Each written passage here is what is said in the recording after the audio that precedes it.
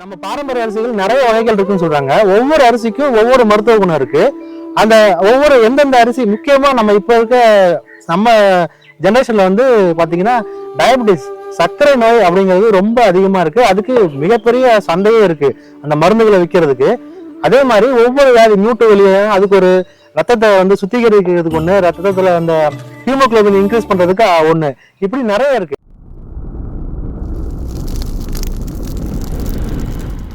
ஐயா நம்ம இப்போ வந்து சர்க்கரை நோயில இருந்து ஆரம்பிப்போம். சர்க்கரை நோய் உள்ளவங்க எந்தெந்த அரிசி சாப்பிடலாம்? இயற்கையா பயிர் பண்ணி அந்த எந்த வித இது இல்லாம வரக்கூடிய அரிசிய பட்டை தீட்டாம சாப்பிடுற அத்தனை விஷயமே சுகரை கண்ட்ரோல் பண்ணும். சுகருங்கிறது பெரிய இது கிடையாது. என்ன ஒரு அதிர்ச்சியை கொடுக்குறீங்க? சாப்பிடணுமா? கைக்குத்தல் முறையில அவ்வளவுதான். இதுல வந்து பெனிஃபிட்டா இருக்கு எனக்கு இருக்கு அப்படிங்கிற மாதிரி இதுல வந்து பாக்குதுன்னா சிவப்பரிசி அத்தனையுமே நல்லா போகும். இன்னும் தீவிரமான வேலை கொஞ்சம் உள்ள நுழைஞ்சோம்னு வச்சுக்கோங்க, மாப்பிள சம்பா வந்து நல்ல ரொம்ப நல்லது. இத ஒரு நேரம் நீங்க கஞ்சி எடுத்துட்டாவே ஒரு நேரம் அசதியே போக்கக்கூடிய அரிசி. அதாவது அவருக்கு அசதியும் பயிரும் இதுவும் கண்ட்ரோல். அவருக்கு வந்து ஒரு 10 நாளே நல்ல ஒரு நம்ம ரெகுலரா வந்து பொன்னி அரிசி சாப்பிடுறோம். அதே மாதிரி மாப்பிள சம்பா ரெகுலரா சாப்பிடலாம், எந்த இதுவும் கிடையாது. இப்ப மருந்து அப்படிங்கிறப்ப பாத்தீங்கன்னா ஒரு வேலை அதுக்குண்டான அளவுலாம் இருக்கு. அதே மாதிரி இப்ப நம்ம கருப்பு கவுனி வந்து அப்படி எடுத்துக்க கூடாதுன்னு சொல்றாங்க. கருப்பு கவுனி எப்படி எடுக்கணும்? ரைட்டு தான். இப்ப நானும் அதை பார்த்தேன். கருப்பு கவுனி வாரத்துல 2 நாள் தான் சாப்பிடலாம். ஆரோக்கியம் உள்ளவங்க சின்ன பையனுங்க அப்படிங்கிறது உண்மைதான். அது அவங்களுக்கு வந்து எந்த பிரச்சனையும் கிடையாது. அவங்களுக்கு வந்து என்ன பாத்தீங்கன்னா அது ஆன்டி ஆக்சிடென்ட் நிறைய இருக்கனால, ஆமா அது இருக்கனால அது நிறைய ஹெல்த்தை உண்டாடணும். அதிகமா ரொம்ப ஹெல்த்தை சாப்பிட முடியாது இல்லையா? அதனால அவங்க என்ன சொன்னா அதை பத்தியே பாருங்க 2 நாள் வாரத்துல வச்சுக்கிங்க அப்படிங்கிறாங்க. 2 நாள் நான் ஐயா நிறையவே சாப்பிடுறேன் அப்படின்னா என்ன சொன்னா என்ன செய்யறது? ஆனா அந்த பையன் சொன்னான், தம்பி இது மாதிரி 2 நாள் தான்ப்பா சாப்பிடணும், ஒன்னே மாதிரி ஆளு நல்லா இதா இருக்கிறாருன்னு. ஐயா நான் அப்படிதான் உண்மைதான் ஏயா அப்படின்னா, இல்லையா ரொம்ப ரெகுலரா சாப்பிட்டீங்கன்னா அது எதனாச்சும் ஒரு பக்க விளைவை உண்டு பண்ணுவோம், ஆனா கெடுதல் கிடையாது, எதனாச்சும் ஒண்ணு நடக்கும் அப்படின்னு சொல்லி நான் சொல்லும் போது அந்த பையன் சொன்னா, ஆமாங்க ஐயா எனக்கு வந்து கொஞ்சம் தொடர்ச்சியா பண்ணும் போது எனக்கு கொஞ்சம் பேதி ஆகிற மாதிரி தெரிஞ்சது, நிப்பாட்டிக்கிட்டேன், இப்ப நல்லா இருக்குதுங்க அப்படின்னா. அது மாதிரி அது வாரத்துல 2 நாள் மட்டும் கருப்பு சாதாரணமா ஆரோக்கியம் கெட்டவங்க வந்து நீங்க ரெகுலரா சாப்பிடலாம். அதாவது ஐயா என்ன சொல்றேன்னா, உங்களுக்கு சுகர் இருக்கு பிபி இருக்கு அப்படின்னா நீங்க ரெகுலரா சாப்பிட்டுக்கலாம். நார்மலா இருக்கிறவங்க வாரத்துல 2 நாள் ஒரு 4 நாள் கேப்ல சாப்பிடுறது நல்லதுன்னு சொல்றாரு. ஐயா அதே மாதிரி ரத்தத்தை அளவை இன்க்ரீஸ் பண்றதுக்கும் ஹீமோகுளோபின் இன்க்ரீஸ் பண்றதுக்கும் எந்த அரிசி சாப்பிடலாம்? ரத்தசாலி நல்லா இருக்கும். அதோட பேர்ல இருக்கு பாருங்க, ரத்தசாலி போதும். அதை பத்தி ஆராய்ச்சி பண்ணிருக்காங்க. டயாலிஸ்ட் அரிசி அப்படிங்கிறாங்க. உண்மைதான். அது கலரை பாத்தீங்கன்னாவே ரத்த கலர்ல அந்த பழுப்பாவே நல்லாவே இருக்கும். ரத்தத்தை சுத்திகரிக்க தன்மை உள்ளது. அது ரெகுலரா எடுத்துக்கலாம். ஏன்னா பாத்தீங்கன்னா சாப்பிட்றது அப்படின்னு வச்சுக்கோங்களேன், ஆரோக்கியம் கிடைக்கணும் அப்படிங்கிற ஒண்ணு விஷயம், ஹெல்த்தா இருக்கணும் அப்படிங்கறத இயற்கையா பண்ணிட்டாவே அந்த ஹெல்த் நல்லா வந்துடும், ஆரோக்கியம். இப்ப நோய்க்காக சாப்பிட்றதுன்னு பாத்தீங்கன்னு வச்சுக்கோங்களேன், சில வகை அரிசியெல்லாம் வந்து தொடர்ந்து ஒரு 30 நாள் 40 நாள் நம்ம கஞ்சியா கொண்டு போனாதான் நல்லா ரிலீஃப் கிடைக்கும். கண்டிப்பா எடுக்கணும். ரெகுலராவே எடுத்துட்டோம்னா நல்லாவே மாற்றம் கிடைக்கும். ஏற்கனவே அவ்வளவு நச்சு உள்ள போட்டு வச்சிருக்கோம், அது எல்லாத்தையும் மருந்து வேலை செய்யறதுக்கு 1 மாசம் ஆகும். கருப்பு கவனியை பாத்தீங்கன்னு வச்சுங்களேன், கஞ்சியா குடிக்கிறீங்க, மாத்திரை சாப்பிட்டுட்டு இருக்கேன் அப்படின்னா கேட்பாங்க. தொடர்ந்து ஐயா என்கிட்ட எல்லாமே இருக்குது, நான் கருப்பு கவனி சாப்பிட்றேன், எனக்கு வந்து சரியாக மாட்டேங்குது, கீழே புண்ணாகுது இல்லைன்னா வாயில புண்ணு வருதுன்னு கேட்க சொல்றாங்க. அப்ப எனக்கு ஒரு இது என்னது, அரிசி சாப்பிட்டு புண்ணு வருதா அப்படின்னா, அது வந்து உடல் இருக்கிற ஹீட்டை குறைக்கிற அரிசி, சூடு குறையும், சூட்டை வெளியேற்றும். அப்ப நம்ம பாத்துங்க, சூடு எப்படின்னா வெளியே போகும், உடல் சூடு வெளியே போகணும், எப்படி போகும், கீழே போனாலும் மேல வரணும். அப்ப என்ன செய்யணும், இப்ப பிரச்சனையா அப்படிங்கும் போதுதான் ஒரு சித்த வைத்தியர் சொன்னாரு. இது பேசி கேட்டேன், ஐயா ஒரு இந்த இதுவும் பண்றோம், அதை மாதிரி சொல்றாங்களே என்னையா செய்யலாம் அப்படின்ட்டு கேட்டேன். பயப்படுற மாதிரி ஒண்ணும் இல்லை, அவரு கஞ்சி குடிக்கும் போது இனிமே தொட்டுக்க சின்ன வெங்காயத்தை விளக்கெண்ணெயில வணக்கி வச்சுக்கிட்டு அதை ஒரு 2 பீஸ் தொட்டு சொல்லுங்க, அது வந்து அது சரி பண்ணிடும். அந்த வாய்ப்புண் மலவாய்ப்புண் சூட்டை வந்து புண்ணை சரி பண்ணும், புண்ணை சரி பண்ணி அப்படிங்கிற மாதிரி சில இதெல்லாம் சொன்னாங்க. அதனால தீவிரமா இருக்கிறவங்க கொஞ்சம் ஒரு ஐடியாவில். ஏன்னா அவங்களுக்கு ஒரு மாற்றம் இருக்கும், மாற்றம் வரும்போது நம்ம கேட்டுக்கலாம். ஆனால் எதுவுமே கெடுதல் கிடையாது. அரிசியை பொறுத்தளவு நல்ல இதாக பண்ணும் போது ஒரு விளைவு வரும், ஒரு மாற்றம் வரும். கஞ்சியா சாப்பிடும் போது நல்லா இருக்கிறவங்களுக்கு நல்லா வித்தியாசம் சொல்லிவிடுவாங்க. அவங்களுக்கு வந்து ஒரு கிறுகிறுப்போ ஏதோ ஒரு மாதிரி ஒரு வரும்போது அது வந்து தப்பான விஷயம் கிடையாது, நல்ல விஷயம்தான். ஆனால் நம்ம அதை புரிஞ்சுக்கிட்டோம்னா நல்லா ஒரு மாற்றம் இருக்கும். முழங்கால் வலிக்குன்னு உண்டானது 60 ரூபாய். அந்த மூட்டு வலி, மூட்டு வலிக்கிற இதை சரி பண்ணக்கூடியது பார்த்தீங்கன்னு வச்சுக்கிங்களேன், 60 ரூபாய் வந்து இன்னைக்கு நல்ல ஒரு மாற்றத்தை கொடுக்கறது மஜ்ஜை. அந்த மஜ்ஜையே உருவாக்கக்கூடிய எலும்பு மஜ்ஜையே உருவாக்கக்கூடியது 60 ரூபாய். நல்ல அரிசி, அரிசி திடமான அரிசி. நீங்க ரைஸை போய் நீங்க மாவாட்டணும், இட்டு பேச ஆட்டணும்னா அவ்வளவு சீக்கிரம் மசியாது, கொஞ்சம் நேரம் ஆகும். ஆனா மத்த அரிசி இப்போ ஒரு இருக்கிற சாஃப்ட்னஸ் வந்து அது கொஞ்சம் ஹெவி. அப்ப அதுல விடமா தான் இருக்குது. அதெல்லாம் ஒவ்வொரு இது. அப்ப இந்த அரிசிகள்லாம் வந்து இப்ப என்னன்னா, பாரம்பரிய நெல் பாத்தீங்கன்னு வச்சுங்க, இந்தியா முழுக்க 3000 ரகம் இருக்குது. எவ்வளவு இருந்ததுல இந்த ரகங்களை பாத்தீங்கன்னா ஒரு இயற்கை விவசாயியா நானும் பெருமைக்குரிய விஷயம் என்னுடைய மனசுல உள்வாங்கிக்கிட்டு இந்த கொஞ்சம் வருஷம் கொஞ்சம் ரகங்களை போட்டு அது எப்படிலாம் வருது, சொன்ன மாதிரி எங்கெங்கயோ பயிர் பண்றோம், அது நம்ம வயல்ல எப்படி விளையுது, அது என்ன மகசூல் வருது, இதை மருத்துவ குணம்லாம் சாப்பிட்டு பார்த்து நம்ம தெளிவாகணும். ஒரு விவசாயி ஒரு புரிதலோட செஞ்சாங்கன்னா இந்த நெல்லையும் நம்ம அடுத்த தலைமுறைக்கு கொண்டு போகலாம். நஞ்சிராத உணவை வந்து மக்களுக்கு நிறைய பண்ணிடலாம். இந்த ரகங்களையும் பாதுகாக்கணும். ஏன்னா சொல்ல மாதிரியே சொன்னாங்க, இந்த நெல்லுலாம் வந்து நம்ம காத்து அடுத்த தலைமுறை கடத்தணும், விதைகளை கொண்டு போகணும். அப்படிங்கிறதுல வந்து இந்த பாரம்பரிய நெல் வந்து சாப்பிட ஆரம்பித்தோன்னா எனக்கு ஒரு மாற்றம், இதை கொண்டு போகணும் அப்படிங்கிறதுல நிறைய இளைஞர்கள்லாம் இன்னைக்கு தயாராகி வராங்க. வரக்கூடிய இளைஞர்களும் துணிஞ்சு கொஞ்சம் கொஞ்சம் பயிர் பண்ணால் நம்ம நிறையா கொண்டு போகலாம். நெல்லாகட்டும், நாட்டு காய்கறி நிறைய விஷயங்கள்லாம் இருக்குது, நிறைய விஷயங்கள் பண்ணுறாங்க. அதை அந்தந்த பகுதியில் நம்ம மனசை உள்வாங்கிட்டு செஞ்சோம்னா நல்லா ஒரு கிடைக்கும், நாட்டம் கிடைக்கும், நல்ல நெஞ்சமாக கிடைக்கும், நல்ல ஒரு ஆரோக்கியம் கிடைக்கும் எல்லாத்துக்கும் சாப்பிடும் போது. புதுசாக ஆரம்பிக்கிறவங்க வந்து இத ரொம்ப கஷ்டம்னு நினைச்சு ஒரு மக்கள் பயந்து இருக்காங்க. முதல்ல அந்த பயத்தை போக்குறதுக்கு உங்களோட அனுபவத்தை சொல்லுங்க. கேட்டது கரெக்டான கேள்விதான். ஒரு பயம் இருக்கும். ஏன்னா எப்படி பண்றது, பூச்சி வந்துருமே, களை வந்துருமே, எல்லாம் ஒவ்வொரு வீட்லயும் ஒரு விவசாய இதுல பாத்தீங்கன்னா, ஒரு விவசாயம் இருக்கிற இடத்துல ஒரு பையன் வந்து உங்களை மாதிரி இளைஞரை போய் நான் விவசாயம் பண்றேன்னு சொன்னாங்கன்னா பெரிய ஒரு இது வரும். அந்த மாதிரி இதுல ஒரு எதிர்ப்பு இருக்கும். இவன் எப்படி பண்ணுவ, ஏன்னா இன்னைக்கு அதை எப்படி நல்லா கரெக்டா எடுத்து ஒரு மகசூல் எடுக்கணும், அவங்களுக்கு நல்லா காமிக்கணும் அப்படிங்கிறதுல ஒரு இது இருக்கும். புதுசாக தான் இருக்கும். இருந்தாலுமே இன்னைக்கு வந்து இந்த மாதிரி முன்னோடி விவசாயிகளை சந்திக்கலாம், போய் பார்த்துட்டு ஒவ்வொரு இடத்துலயும் அவங்க என்னென்ன பயிர் பண்றாங்களோ அந்த தருணத்துல அந்த பட்டத்துல போய் ஒவ்வொரு பயிரையும் பார்க்கலாம். இது மாதிரி பார்த்துட்டு தெளிவா ஒரு தெளிவு கிடைக்கும்.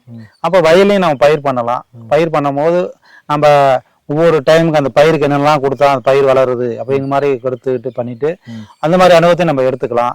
அடுத்தது வந்து அது மகசூல் வருது பாருங்க, கொஞ்சமா பண்ணி அந்த சாப்பிட ஆரம்பிக்கும் போது நம்ம குடும்பத்துல இருக்கவங்களுக்கு அந்த உணவுகளை மாத்தி என்னென்ன செய்யணுமோ அதை செஞ்சு சாப்பிட்றதுக்கு இதாக கொடுக்கும் போது அதோடைய உணவு கொடுக்கும் போது அதோடைய டேஸ்ட், அதோடைய ஊட்டம், வலி, அந்த ஆரோக்கியம் இதெல்லாம் பார்க்கும்போது ஆட்டோமேட்டிக்காவே நம்மளுக்கு ஒரு சப்போர்ட் வந்துடும்.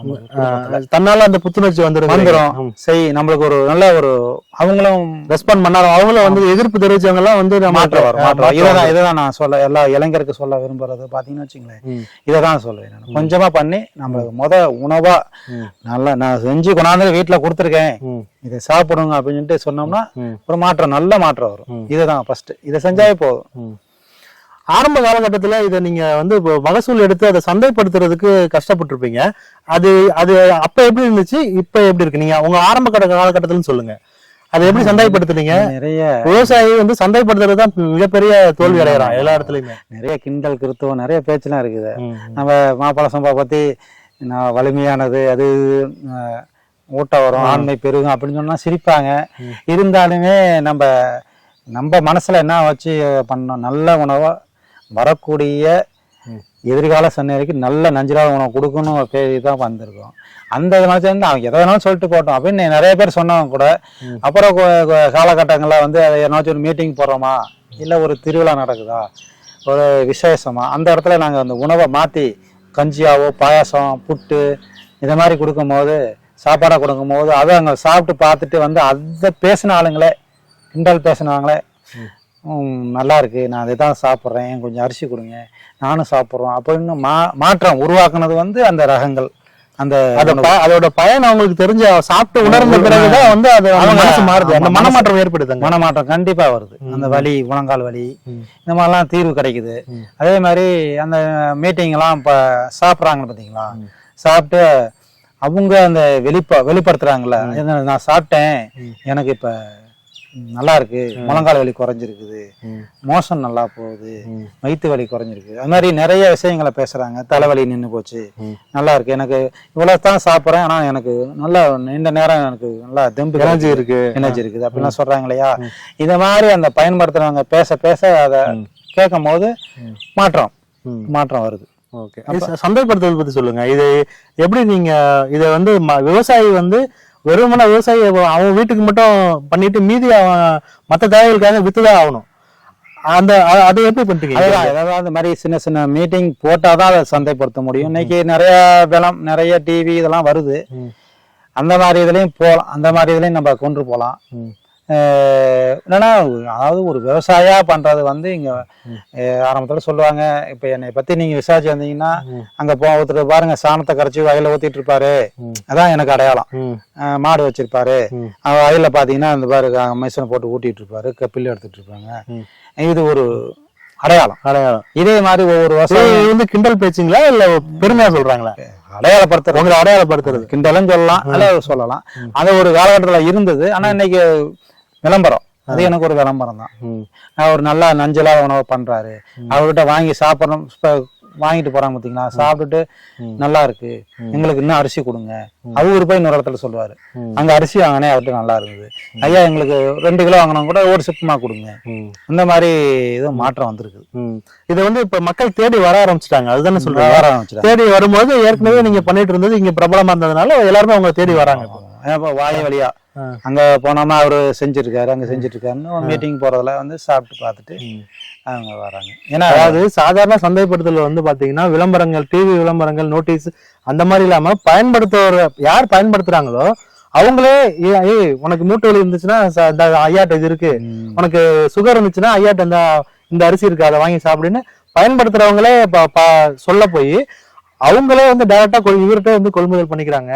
அதாவது தனிப்பட்ட விளம்பரம் எதுவும் இல்லாம வேர்ட் ஆஃப் மவுத் அது மூலமாவே வந்து ஒருத்தர் மூலமா இன்னொருத்தருக்கு பரவி அவங்களே வந்து நேரடியா வந்து இவர்கிட்ட வாங்கிக்கிறாங்க. இயற்கை விவசாயம் வந்து செய்யறவங்கள்ட்ட டைரக்டா வாங்குறது இன்னும் நல்லது. நீங்க உங்க பகுதியில வந்து கடைகள்ல தான் கிடைக்குது அப்படின்னா அது ஓகே. ஆனா விவசாயியை டைரக்டா பார்த்து உங்களால வாங்க முடியும்னா தயவு செஞ்சு நீங்க விவசாயிட்டே டைரக்டா வாங்குங்க. நல்லா கரெக்டு தான். ஒருத்தருக்கு ஒரு டிராக்டர், குடும்ப டிராக்டர் அப்படிங்கிற மாதிரி இன்னைக்கு ஒரு விவசாயியை தேர்ந்தெடுத்துக்கலாம். நல்ல விவசாயியா பார்த்து ஐயா நீங்க உணவு கொடுங்க அப்படிலாம் இருக்காங்க. இன்னைக்கு கேட்கறாங்க, நீங்க எங்களுக்கு கொடுங்க, அரிசி கொடுங்க, அவங்க அரிசி நான் வாங்கி சாப்பிடணும். அது மாதிரி எனக்கு நான் ஒருத்தருக்கு 2 பேர்த்து 2,000 மாதிரி நம்ம செய்யற விஷயம். இயற்கை விவசாயிகள்கிட்ட நீங்க டைரக்டா வந்து வாங்கும்போது அவங்களுக்கும் ஒரு உற்சாகமா இருக்கும். அவங்க சந்தைக்கு கொடுக்குற விலைக்கும் அதை டைரக்டா நீங்க வாங்குறதுக்கும் ஒரு டிஃபரன்ஸ் இருக்கு. அதுல உங்களுக்கும் பெனிஃபிட் இருக்கு, அவருக்கும் பெனிஃபிட் இருக்கு. நீங்க இந்த மாதிரி இயற்கை விவசாயிகளை தேடி போய் அவங்கள்ட்ட வாங்க ஆரம்பிச்சீங்கன்னா அவங்களுக்கு வந்து அது ஒரு உற்சாகமா இருக்கும்.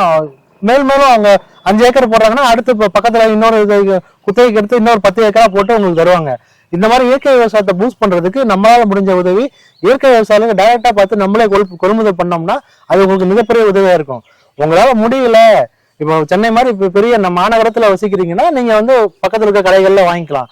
பக்கத்துல விவசாயம் நடக்கிற இடத்துக்கு பக்கத்துல இருக்கவங்க தயவு செஞ்சு இயற்கை விவசாயில டைரக்டா பார்த்து நீங்க உங்களுக்கு தேவையானது எங்கெங்க கிடைக்கும்னு அவங்கள்ட்ட கேட்டீங்கன்னா அவங்களே சொல்லிடுவாங்க. இப்போ இவர்கிட்ட ஒரு 4 ரகம் இருக்கு அரிசி, அது இல்லாம வேற அரிசி உங்களுக்கு தேவைப்பட்டுச்சுன்னா இவர்கிட்ட கேட்டீங்கன்னா சொல்லுவாங்க. ஏன்னா இவங்க எல்லாம் ஒரு குழுவா இருக்காங்க, இவங்க பெரிய நெட்வொர்க். இவங்க வந்து மந்த்லி ஒரு மீட்டிங் மாதிரி எல்லாம் ஒண்ணு கூடி அவங்களோட குறைநிறைகள்லாம் அவங்களே கலந்து பேசி சரி பண்ணிக்கிறாங்க. ஐயாவுக்கு இந்த ஏரியால யாரெல்லாம் இயற்கை விவசாயம் பண்றாங்க, அவங்க என்னென்ன பயிர் போட்டிருக்காங்க, அது எப்ப அறுவடை ஆகும் எல்லாமே தெரியும். அது மாதிரி இவர் மாதிரி இங்க ஒரு நிறைய பேர் இருக்காங்க, அவங்க எல்லாரும் ஐயாவோட தொடர்பு இருக்காங்க. உங்க ஏரியால ஐயா மாதிரி கண்டிப்பா இருப்பாங்க. அவங்கள பார்த்து நீங்க இயற்கை விவசாயத்தோட மகிமைய, இயற்கை விவசாயத்தை ஊக்குவிக்கணும்னு நீங்க நினைச்சீங்கன்னா நீங்க அவங்கள்ட்ட டைரக்டா கொள்முதல் பண்ணணும். நாங்க ஐகானெக்ஸ் டிவி மூலமா கேட்டுக்கிறோம். காடு எடுத்துக்கணும். காடை தான் நம்ம எக்ஸாம்பிளா எடுத்துக்கணும். காட்டுல வந்து ஒரு சங்கிலி இருக்கு தெரியுங்களா, செயின் ஒண்ணு இருக்கு. அதாவது ஒன்னை சார்ந்து இன்னொன்னு இருக்கும். ஒரு ஒரு பறவை சார்ந்து கீழே இருக்க ஒரு எறும்பு இருக்கும், எறும்பு சார்ந்து அந்த இலை இருக்கும். அந்த மாதிரி அந்த சூழலை வந்து நம்ம இயற்கையா வச்சுக்கிட்டா மட்டும்தான் அந்த சைக்கிள் கரெக்டா ரன் ஆகும். அதாவது எலித்தொல்லைகளா இருக்கட்டும், பாம்புகளா இருக்கட்டும், பூச்சிகளா இருக்கட்டும், இது எல்லாமே நமக்கு நண்பர்கள் தான். நம்ம தான் வந்து அதை வந்து எதிரியா பாக்குறோம். அது மாதிரி உங்களோட வயல் ஐயாவோட வயல் வந்து இங்க வந்து இயற்கை சார்ந்து நம்ம மலை அடிவாரத்துல இருக்கு. உங்களோட வயலை இயற்கை சார்ந்து வளர்த்துச்சுக்கோங்க. அங்க வந்து பறவைகள் அதிகமா வர மாதிரி பாத்துக்கோங்க, மரங்கள் வளங்க, மாடு வளங்க, ஆடு வளங்க, இயற்கை சார்ந்து உங்களுக்கு தேவையான பொருள், இப்போ எலுமிச்சை மரமா இருக்கட்டும், மாமரமா இருக்கட்டும், இது எல்லாமே உங்களை சுத்தி வளர்த்துக்கிட்டீங்கன்னா எல்லா வகையான எறும்பு வகைகள், பூச்சி வகைகளா இருக்கும். அந்த சூழலை முதல்ல உருவாக்குனாவே இயற்கை விவசாயம் கண்டிப்பா சக்சஸ் ஆகும்னு ஐயா சொல்றாங்க. ஐயாவோட தொலைபேசி வந்து நம்ம கீழே ஸ்க்ரோல்ல வரும், நீங்க அதை பாத்துக்கோங்க. உங்களுக்கு இயற்கை விவசாயம் சம்பந்தமா எந்த வித உதவி, நீங்க வந்து தமிழ்நாட்டுல எங்க இருந்தாலும் சரி, இயற்கை விவசாயம் சம்பந்தமா உங்களுக்கு எந்த விதமான உதவி இருந்தாலும் ஐயாவோட எண்ணுக்கு தொடர்பு பண்ணீங்கன்னா அவர் உங்களுக்கு சப்போர்ட் பண்ணுவாரு.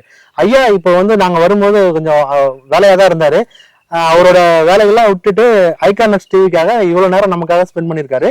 அதுக்காக ஐயா ரொம்ப நன்றிங்க ஐயா.